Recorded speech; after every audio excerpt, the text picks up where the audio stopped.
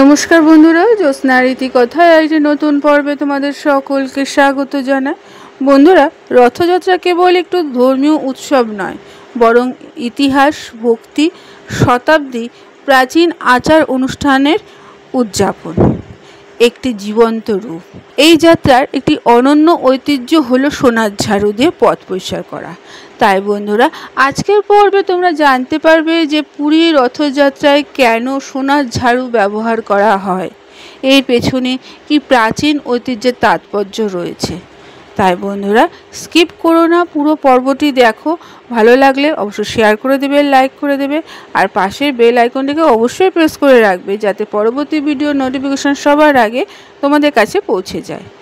বন্ধুরা, পুরীর রথযাত্রার সময় অনেক বিশেষ আচার অনুষ্ঠান পালন করা হয়, যা এই উৎসবে অত্যন্ত পবিত্র ও বিশেষ করে তোলে। ভগবানকে রথে বসিয়ে গুন্ডিচা মন্দিরে নিয়ে যাওয়া হয়, যা তার মাসির বাড়ি বলে মনে করা হয়। সেখানে তিনি কয়েকদিন বিশ্রাম নেন, তারপরে তিনি আবার পুনরায় ফিরে আসেন। জগন্নাথ রথযাত্রায় এই অনুষ্ঠান ভক্তদের জন্য একটি আবেগগত বন্ধনও বটে। সেখানে বিশ্বাস, সেবা, ভক্তি তার তুঙ্গে রয়েছে।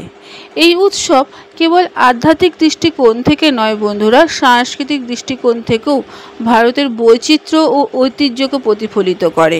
পুরীর জগন্নাথ রথযাত্রার একটি অত্যন্ত ও অনন্য ঐতিহ্য পালন করে আসছে, তা উৎসবটির পবিত্রতা ও গভীরতা আরও বৃদ্ধি করে। রথযাত্রা শুরুর আগে একটি বিশেষ অনুষ্ঠান হয়, যেখানে প্রভুর রথের পথ পরিষ্কার করা হয়। এই অনুষ্ঠানের সবচেয়ে বিশেষ বিষয় হলো পরিষ্কার করা একটি বিশেষ ঝাড়ু দিয়ে, যার হাতলে সোনার শিল্পকর্ম আছে। এই ঝাড়ু কোনো সাধারণ ব্যক্তি ব্যবহার করতে পারে না, বরং রাজবংশের রাজা বা তার প্রতিনিধি নিজে হাতে ব্যবহার করেন। এই প্রতীকী পরিষ্কারের উদ্দেশ্য হলো প্রভুর পথকে পবিত্র করা এবং দেখানো যে ঈশ্বরের সামনে সকলের সমান, যে রাজাই হোক বা সাধারণ ভক্তই হোক। পুরীর জগন্নাথ রথযাত্রা একটি অত্যন্ত বিশেষ ও শুভ ঐতিহ্য দিয়ে শুরু হয়। রথ টানার আগে ভগবান জগন্নাথ, বলভদ্র, সুভদ্রার পথ একটি বিশেষ উপায়ে শুদ্ধি করা হয়। এই পরিষ্কারের জন্য সোনার হাতলযুক্ত একটি ঝাড়ু ব্যবহার করা হয়, যা রাজকীয় ব্যক্তি গজপতি মহারাজ বা তার প্রতিনিধি নিজে হাতে করে থাকেন। এই পবিত্র পরিষ্কারের পরে বৈদিক মন্ত্র জপ করা হয়, যা পরিবেশকে আধ্যাত্মিক শক্তিপূর্ণ করে তোলে। এই পুরো আচারটি রথযাত্রার আনুষ্ঠানিক সূচনা বলে মনে করা হয়। এটি বিশ্বাস করা হয় যে সোনা একটি অত্যন্ত বিশুদ্ধ এবং শুভ ধাতু হওয়ায় দেবতাদের পুজো এবং বিশেষ ধর্মীয় আচার অনুষ্ঠানে ব্যবহৃত হয়। যখন এই ধাতু দিয়ে তৈরি ঝাড়ু দিয়ে ভগবানের পথ পরিষ্কার করা হয়, তখন স্থানটি আরও পবিত্র হয়ে ওঠে, যেন ভগবানকে স্বাগত জানানোর জন্য প্রস্তুত করা হচ্ছে। এই ঐতিহ্য আরও দেখায় যে ভক্তরা তাদের জীবনের সেরা জিনিসগুলি ভগবানকে উৎসর্গ করতে চান।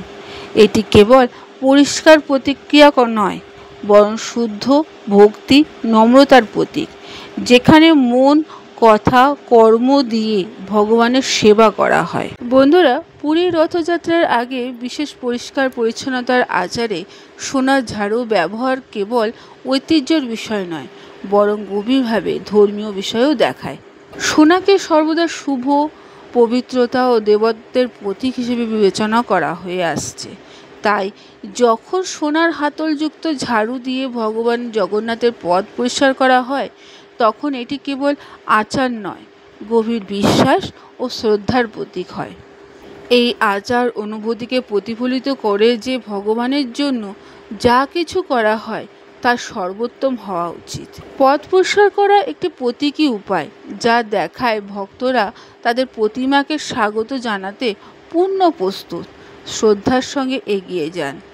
এটি ভক্তদের নিঃস্বার্থ সেবার নিষ্ঠা চেতনাকে প্রতিফলিত করে। তাই সোনার ঝাড়ু, তাই এই ঐতিহ্য বংশ পরম্পরায় বা ভবিষ্যতেও চলবে। বন্ধুরা, আজকের পর্বটি এখানেই শেষ করলাম। এতক্ষণ আমার ভিডিওটি দেখার জন্য ও শোনার জন্য তোমাদের অসংখ্য ধন্যবাদ।